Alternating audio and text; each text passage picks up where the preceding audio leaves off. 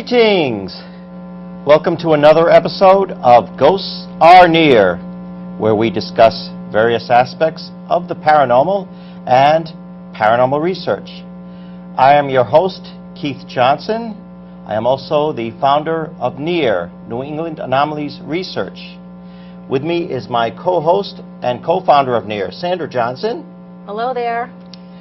And our valued member, Kim. N.E.A.R Kim. Hi, everyone. Also our director. Yes. She's helping us co-host tonight.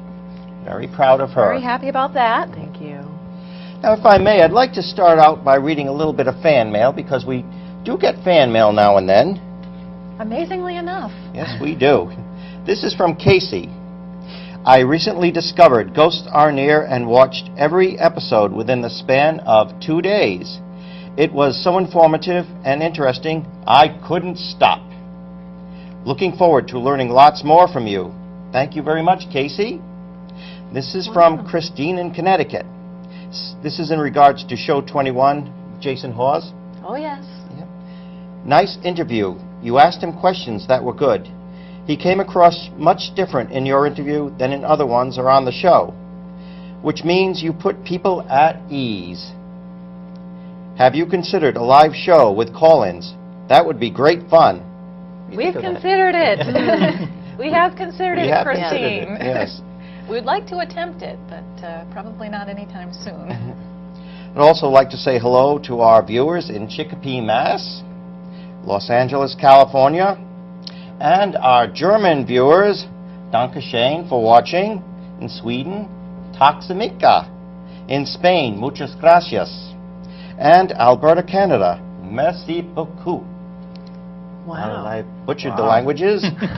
I'm impressed. Wow. We have I hope they everyone are. watching us.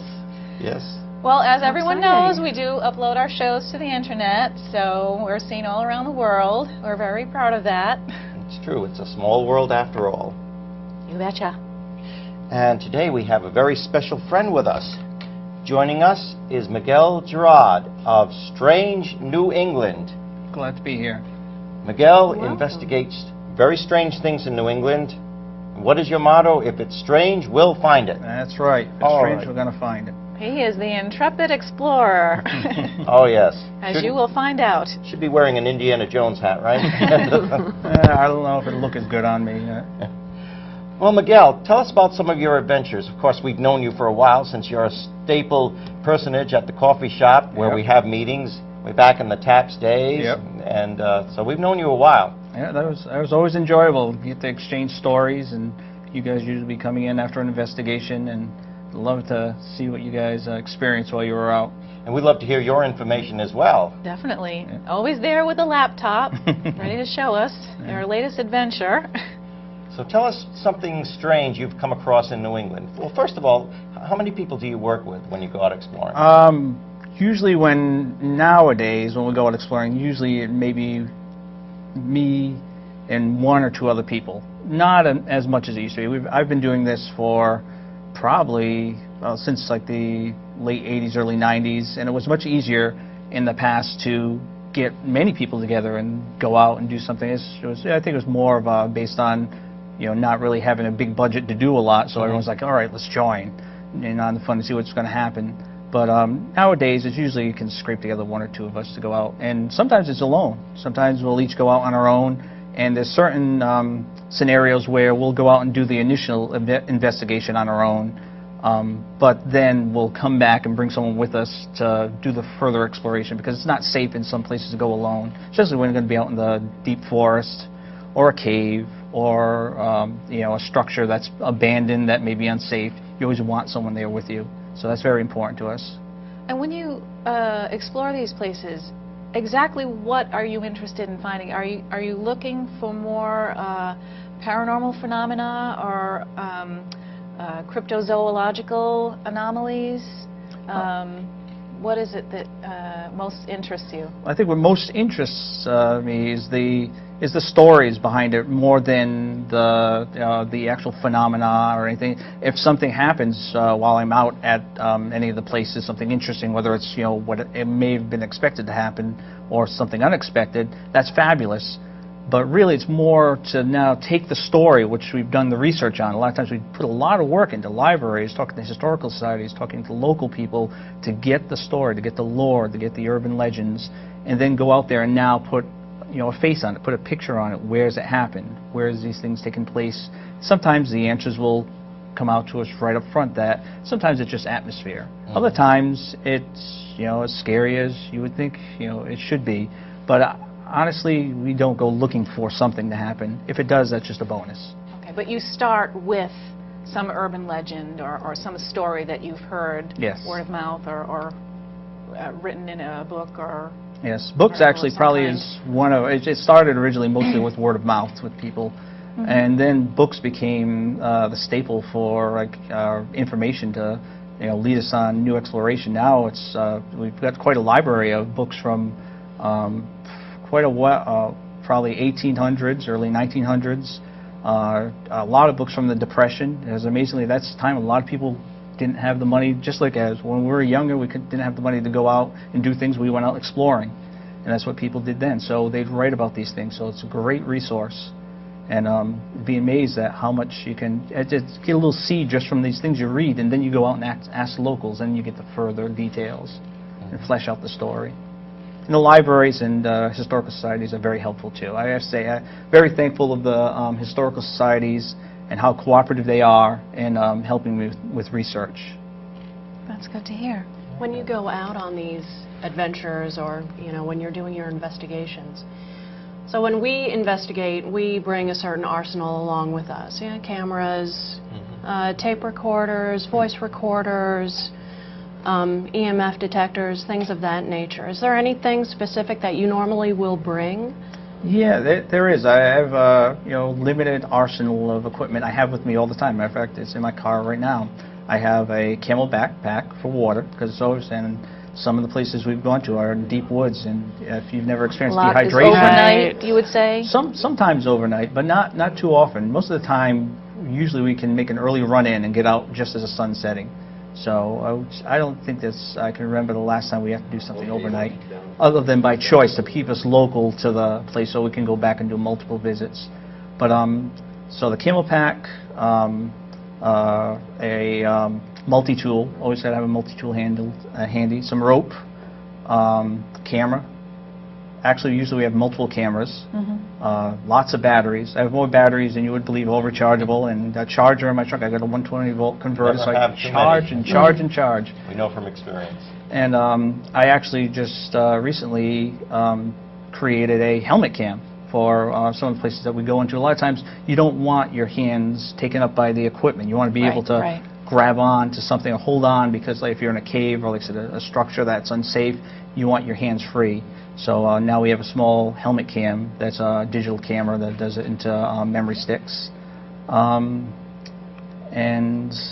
I think that's about it. That's generally what we have with us all the time. And also a journal, so we can write down the details, either information we find out when we speak to people, or something that happens to us, or something we need to, you know, remember to follow up on later on. So that's, you know, and that's it. And all can fit right into the Camel pack, so that's very convenient. So it's lightweight and not held down by too much. Okay, great. That's fascinating. Truly fascinating. So let's get into some of the places you actually explore. Okay. Very strange, indigenous to New England. Okay, well, I'm going to start off with one I think you guys will enjoy it. And I'm not sure if I had spoken to you previously about this, but was my friend Hooch and I actually went out on this adventure. My friend Hooch has a cabin up in Maine. I want to investigate with somebody named Hooch someday myself. That's a good deal. That sounds like fun. Yes. Hooch and I were at his cabin. We knew for quite a while near his cabin. He has a cabin right on the ocean up in Maine, and we at the inlet he's at. You can go out to a bigger harbor, which goes right out to the ocean. And there's an island out there. It was Witch Island. So for years we said one day we're going to go out to Witch Island. And then I did a little research on it and found out there is actually an interesting story for Witch Island. There was a witch who actually lived on the island. Is that the folk name for the island, or is that the actual name? That is the actual name for the island. And there was a woman who lived on it who was a witch, and she used to give stock tips to investors who had homes up in Maine. Oh, really? And she like tell them like, you know, meditate or whatever, you know, she does, and tell them, okay, this is what I think you should do, or they come to her with questions and she gives them answers, and she was quite successful. She made quite a living doing this. And then eventually it came a time where people hadn't seen her in quite a while, so they went out to the island to find her, and they found her dead in her cabin. Oh. Now since then there's talk of strange things that go on the island. Glowing where the base of her home used to be at night, strange noises, people being frightened by things that then they don't see them when they look for them. So, you know, this excited us to go out there and see it. So we decided to take the canoe and head out to Witch Island. So it's a beautiful sunny day, and we start canoeing out, and we're enjoying the scenery, and it's great. I had my camera with me, so I have actually a photo record of along the way. So when we're getting close to the island, suddenly we see out in the distance, out in the ocean, a bank of fog. And we start rowing, and the water starts getting a little more rough, and we kind of look at each other, and we're like, oh, we'll just keep going on. You know, two guys, Right, you know, we're just yeah. going to keep going on. No one's going to, you know, none of us are going to say, you know, we'll stop here. And so we go a little further, the fog comes in a little more, the waves get a little more rough, we're getting a little scared, we look at each other, and we're like, no, we'll just keep going on. So we start hugging the shoreline to keep safe. And finally, when we came out of a little inlet and out into the open again, the waves were getting horrible, and we're just like, no, we're going to keep going on. So we keep rowing, and our boat's starting to be tossed back and forth. The fog's coming on us, and I actually have this beautiful picture of my friend Hooch rowing, and you can see the bank of fog, which looks like it's right out where he could just reach and put his hand into it, and it's thick as soup. And at that point, we said, we're going to turn around. So we turned around. Now we've got the, you know, the storm that's rolling in, pushing us inward, which is good, so we're moving a lot faster. And so we think, we're safe now, we'll be fine, until suddenly I heard a loud sound like a pow or like a pop. And at that point, I'm just like, I don't want to know what this is. And then I hear my friend say, oh no. I'm like, what happened? He said, my oar broke. Oh. We did the one Gee. mistake you should never do, which is if you're going to go out somewhere out in the ocean like that with a canoe like that, don't use your wooden oars. And if you're going to use them, bring a second set of oars, which he did have. So he decided to be the one to row us back. So I kind of lounged in the back seat.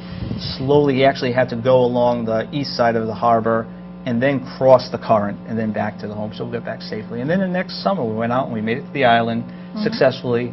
And no paranormal events, nothing really No of interest. pea soup fog or No pea soup fog. strange waves. We actually got a new path to get there quicker, so you know the fog couldn't get us. But Somebody's got to pave the way, right? yeah, and it was a beautiful island. I'd say it's well worth it. It's actually owned by the Audubon Society now, so it's a protected area, and it's, you know, a wonderful place to visit. But I'll always remember that first time we're going out there. It's almost like to spite us, you know, because we were making fun of it. We had like a sign that said Witch Island. We're going to like stake it on there and like claim Witch Island as our own. And, you know, never made it there the first time. So we were a little more respectful the second time through. But when you actually did make it, what were your experiences there? Actually, there wasn't. I was maybe a little disappointed, as in, you know, for it wasn't really exciting. There was we didn't find the foundation. Actually, we're going to go back a second time, but you know what? You make those plans, and then years go by. Right, And, right. you know, we actually were talking about recently going back and visiting again. So we probably should to go find the foundation. But really, we just saw a beautiful island on a beautiful day. And you know, starfish and weird snakefish in the harbor, and so we more enjoyed it from the side of the Audubon, you know, value of the island. But you know, nothing really unusual that was going on. Just a beautiful summer day. All right. Well, there is something else I wanted. As long as we're on the kind of aquatic topic, I wanted to ask you if you could tell us more about the Loch Ness Monster, and I think that's a little bit closer to home. Than Loch Ness Monster. Not to be confused with the Loch Ness Monster. Yes, This is the Loch Ness Monster. Yes. Yeah, some people I've told them about it have gotten confused, and they think I'm speaking of the Loch Ness Monster. Like, oh, I know of that. I'm like, no. The Loch Ness Monster. And this is a very interesting story, and I'll see if I can remember all the details. And this is why I write things down, because, you know, I have a hard time remembering every single detail of the stories. But as far as I understand, it was there was fishermen who were out off of Block Island fishing, and they pulled in this giant snake-like creature, and they had no idea what it was. So they actually brought it into the shore to Point Judith and laid it out on the wall, and people from all over came to see it. Pictures were taken of it, It stunk of rotting fish, and eventually they packed it up in their boat and they brought it back to Block Island. And this was like big news, on the island. When was this? Oh, I think this was, now you get into areas it's going to be hard to remember. I think this was in the 70s. So it is fairly recent. Yeah, it's fairly recent.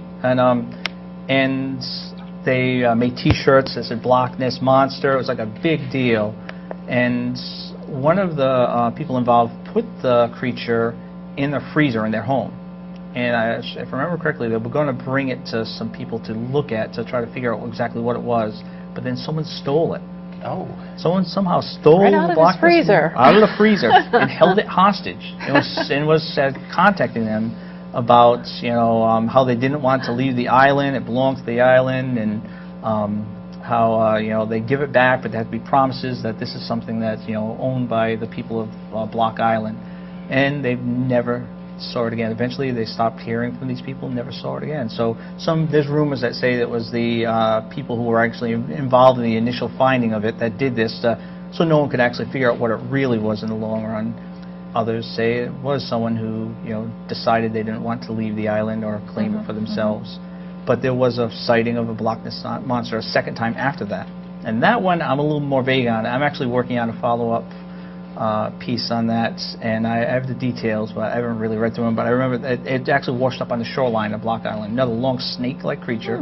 They got photos of it, and the suspicion that I guess local oceanographic researchers thought it was probably large sturgeon. Or a basking shark that flesh had rotted away and so on. So it probably was something natural, but when you see the picture of it, no matter what it really is, it is a frightening thing to have encountered on the shoreline.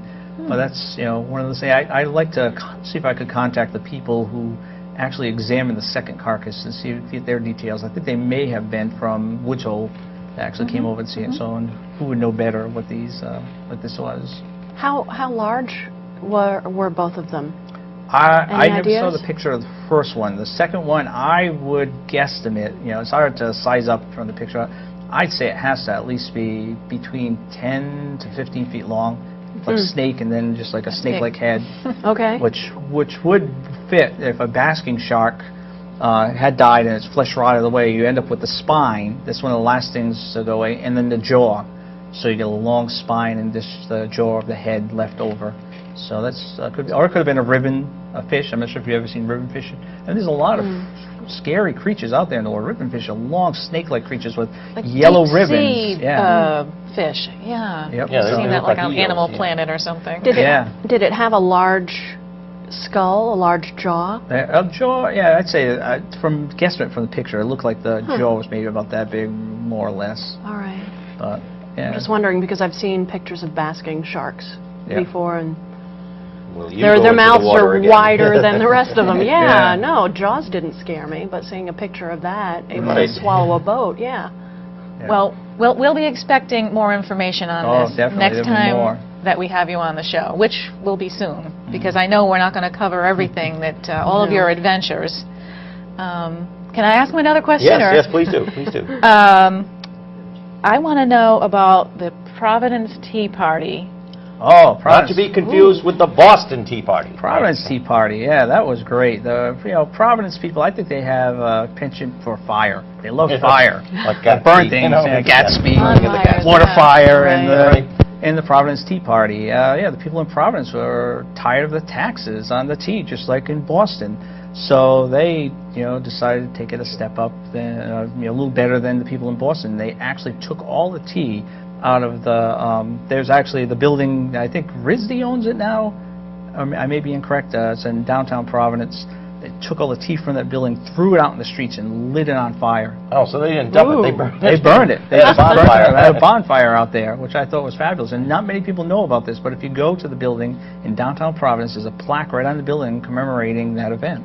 So yeah, the people in Providence stepped up and said, we're not going to stand for this. And that's not the first time. Did that predate the Boston Tea Party? Well, that's something I have to look into. I've seen two different reports on it. One says it predates, and the other says it doesn't. It's after. I'm going to say that it probably was after, only for the fact that if it predated, I would assume that the history books would have recorded that as the first, especially because it's a lot more thrilling than throwing it in the water. Right. And I mean, and they didn't dress up as anything; they just came as themselves, so they weren't hiding the fact they were doing it, which is pretty brave. Yeah. Right. But so I'm going to assume that it was after, but I haven't confirmed from a really reliable source exactly. I guess if I were to examine the plates and then look at the dates for Boston, I could confirm that. But it's one of those things that you put off to do and never get around to. Right. I've lived in Rhode Island all my life. I've never heard of the Providence Tea Party. Yep, it's amazing. That's a new one on me. The other thing that I lived very close to, I grew up right down the street from a very famous local amusement park that is now closed. In fact, it's no longer there. Rocky Point Amusement Park in Warwick, Rhode Island. And I know that that you have some information about that on your site, so is there anything that you can tell us about that? Actually, I don't know a lot of details about the history. It's unfortunate. My friend, who I call Slack Nally, he's my buddy. Some pretty amazing friends there. He has some colorful buddies. He has a love for theme parks. You wouldn't believe he's done educational programs on theme parks. I've actually worked with him doing educational programs on science of theme parks and so on.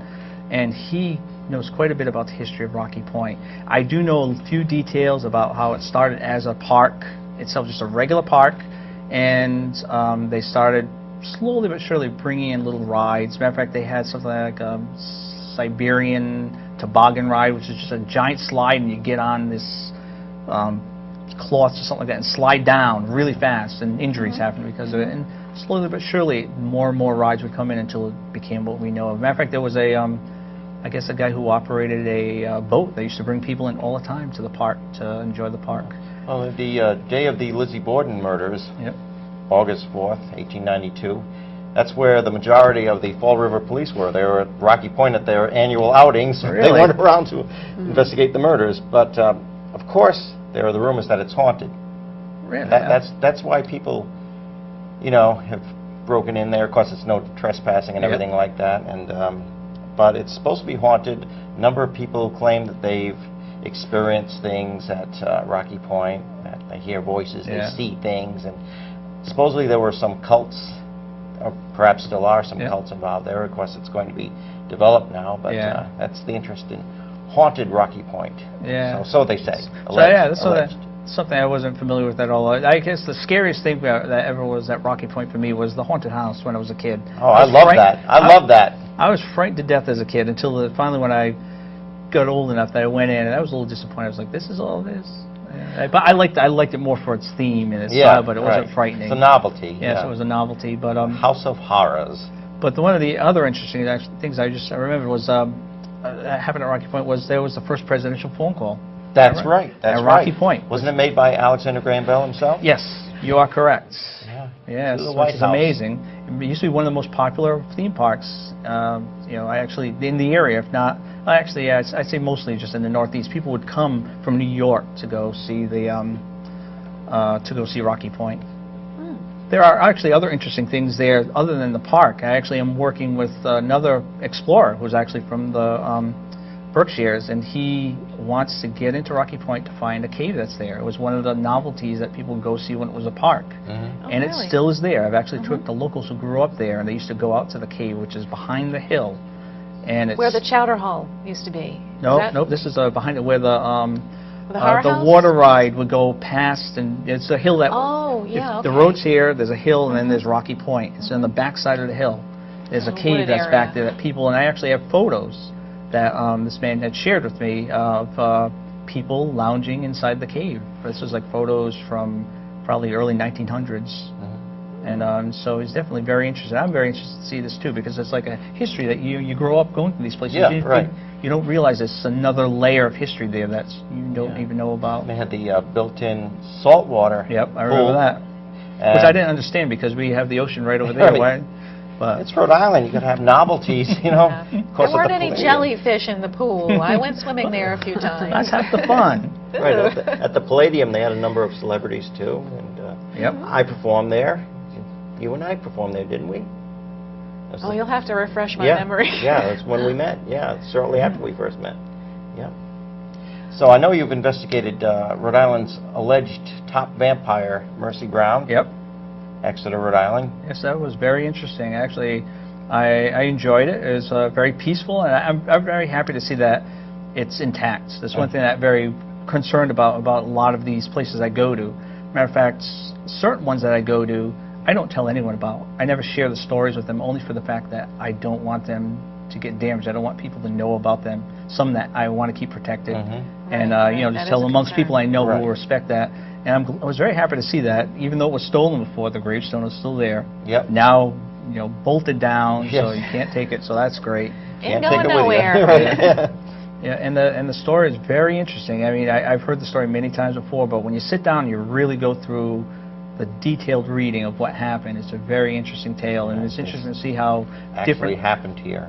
Yeah, and also the different personalities involved and their aspect on it, you know, how the doctor felt about it, how the father felt, you know, what he must have been experiencing, and the son that, you know, was ill. I mean, there's all different facets and details about the story that's, it's when you really read the more in-depth record of it, that it makes you think of it a lot differently than just the general short story you probably hear from friends. So. Well, I think we only have time for like one more quick story. Do you have a question you'd like to ask? How about something along the lines of, I know a lot of your site is devoted to cryptozoology. Yep. Now, is it cryptid or cryptoid? Oh, I've heard it pronounced both ways. No, well, are you speaking of the animals that I show now on the? Or? Yeah, well... Well, the animals I've been recently put up, they like the larvae and so on, is that? Right. Yeah, that I call as cryptic zoology, because cryptozoology would mean creatures like Loch Ness Monster that are hidden. Cryptic zoology is usually things I kind of, you don't necessarily know what they are, or that they even were there in the first place. Things that right in your own backyard. Yeah, it's like that black and orange, looks like a little caterpillar or kind of dragonfly thing, and it's actually larva for a ladybug. Correct, yeah. When my Hooch, actually, again, he's one of them that goes often with me. When we found it, we were surprised, didn't know what the heck it was. So I didn't know they had larva. And then, you named it too, right? Didn't you name it? Oh yes, Mo. We called it Mo. Mo. And it was our pet for a while. It was our little buddy. And when we left Mo, we're like, we're going to figure out what it was. And Hooch was the man who stumbled on and booked by the Audubon Society, just by chance. And when we found out it was a ladybug larvae, we were amazed. And that's what kind of inspired the whole thing, is now why don't we pay closer attention to the things we see along the way. Because we stumble across many things along the way that we just kind of take for granted, don't do anything with. Well, that's about all the time we have, and definitely we'll have you on again. All right? Went by so fast. All right. Thank you so much. Thank you very much. Excellent. Thank you, Miguel. Thank you. Again soon. Yes. Would you like to say a Just little? scratched the surface. Yes, we did. That we say did. a little about our contact info. And we just want you to know that we at N.E.A.R are available to research local or alleged hauntings that you may be experiencing in your home or place of business. We'd like to hear from you if you would like to be a guest on Ghost or N.E.A.R or have a show suggestion. Our email address is ghostsornear@inbox.com, and we'll believe you. And there goes my pen. Good shot, Sandra. Thank you so much for watching. We'll see you again next time. As always, stay safe. God bless. Good night. Good night. Good night. Bye.